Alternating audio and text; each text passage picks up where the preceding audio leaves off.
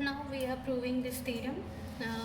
He given eigenvectors x1, x2, so on xn corresponding to different eigenvalues lambda 1, lambda 2, so on lambda n of a linear operator T on a vector space X constituent to a linear independent set.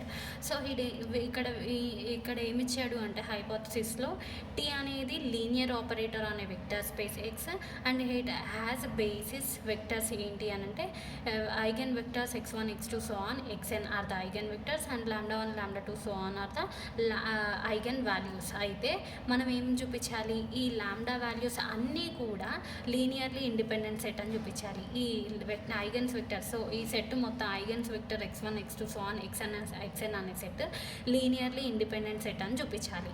So linear ఇక్కడ claim ఇంతవరకు by ఇచ్చిన statement నుంచి మనం రాసుకున్నాం. So in a contrary way suppose that మనం in a contrary way linearly independent set అని చూపించాలి మనము హైపోథసిస్లో ఇచ్చిన ప్రకారం. బట్ కాంట్రరీ వే అంటే దానికి రివర్స్ వేలో ఏమన్నా జూమ్ చేసుకుంటున్నాము, the set x1, x2, so on xn is a linearly dependent set.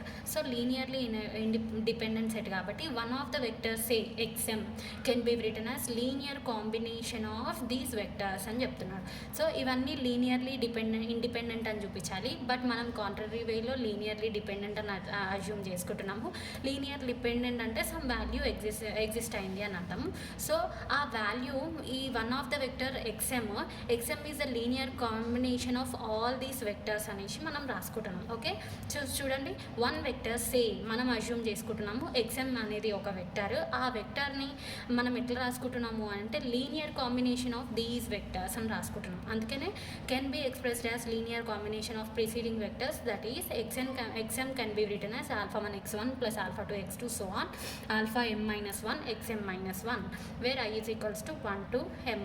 Okay, then let it be equation 1. Now then equation మనం ఇప్పుడు ఏమని చూపించాలి, ఇది మొత్తం linearly independent set. So which implies which is a linearly independent set. ఎందుకు అనంటే x m is equals to all terms కాబట్టి then the set is linearly independent set. Now we are considering T minus lambda m into I into x m. T minus lambda I into x m అంటే ఈ మొత్తం రాసుకుంటున్నాం. ఓకేనా, so ఈ equation మొత్తంని మనం ఎట్లా రాసుకోవచ్చు చూడండి, summation i is equals to 1 to m minus 1 టర్మ్స్ ఉన్నాయి. అందుకే 1 to m minus 1 alpha i xi 1 పెడితే ఆల్ఫా 1 x1, 2 పెడితే alpha 2 x2, so on m minus 1 టర్మ్స్ వస్తాయి. సో ఈ టోటల్ టర్మ్ని మనం ఇట్లా రాసుకున్నాం. ఆ తర్వాత సమ్మేషన్ని బయటికి తీసుకొచ్చినాము, T minus lambda m i into alpha i xi. Next ఆల్ఫాని ముందుకు తీసుకొచ్చినాము, ఇది ఇట్లా రాసినాము xi ఆల్ఫా ఇంటూ xiని రెండింటికి ఈ total T minus lambda m into ఐకి మల్టిప్లై చేస్తే టీxi minus lambda m into xi వచ్చింది. సో మనకి by definition of eigen values, since ఇవన్నీ ఐగన్ వాల్యూస్ అనేసి lambda 1, lambda 2 are eigen values అనేసి హైపోథసిస్లో ఇచ్చినాడు కాబట్టి by definition of eigen value we have ఏమనుంది, టీxi is equals to lambda xi.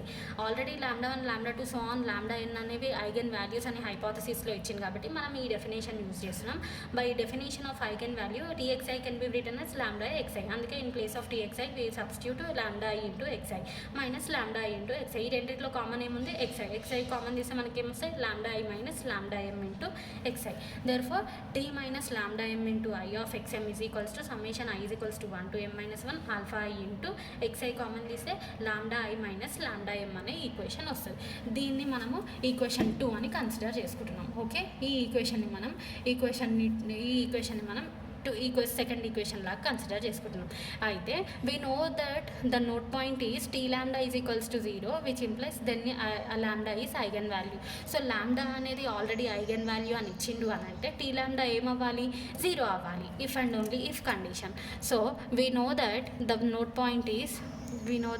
point is t lambda is equals to 0 if and only if lambda is eigen value.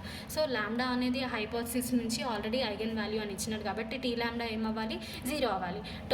ఇది మొత్తం tea lambda వాల్యూని మనం ఇట్లా చేంజ్ చేసినాం కదా, సో రైట్ సైడ్ వాల్యూ ఏమవుతుంది, 0 అవుతుంది. అందుకే where RHS of equation 2 is 0. ఎందుకు అని అంటే because xm is an eigen vector corresponding to eigen value lambda m. ఇది లాంబ్డా m అనేది ఐగన్ వెక్టర్ ఐగన్ వాల్యూ అయింది కాబట్టి టీ లాంబ్డా 0 అంటే ఈ total right side value 0 అయిపోతుంది. Since the vectors on right side of equation 2 form a linearly independent set, therefore which forms a linearly independent set, ఎందుకంటే అన్ని equal to 0 అయిపోయినాయి కాబట్టి. So we may have alpha I into lambda I minus lambda m, which is equals to 0, which implies for I is equals to 1 to m minus 1, which implies alpha I కూడా 0 అయిపోతుంది. So therefore by equation 1 xm is equals to 0, but which is a contradiction. ఎందుకు మనం xm is equals to ఏం consider చేసుకున్నాం, xm is equals to alpha 1 x1 plus alpha 2 x2 so on alpha m minus 1 into xm minus 1 అని మనం consider చేసుకున్నాం. But మనకేమొచ్చింది xm is equals to 0, therefore which is a contradiction because xm is a eigen vector which is not equals to 0, therefore our supposition is wrong. ఏం మనం suppose చేసుకున్నాము, the vectors x1 x2 so on xr are linearly dependent set అని తీసుకున్నాం, అందుకే మనకి xm equals to 0 వచ్చింది. So ఈ contradiction వచ్చింది కాబట్టి ఈ కాంట్రడిక్షన్ ఎందుకు వచ్చింది అంటే మనం సపోజిషన్ రాంగ్ చేసుకున్నాం. That is hence the eigen vectors x1 x2 so on xn corresponding to different eigen values of an operator is linearly independent. Linearly dependent తీసుకున్నాం కాబట్టి కాంట్రడిక్షన్ వచ్చింది, అంటే అదేమవుతుంది, లీనియర్లీ ఇండిపెండెంట్ అవుతాయి. therefore the eigen vectors x1 x2 so on xn are linearly independent over linear operator T. Hence we prove the theorem.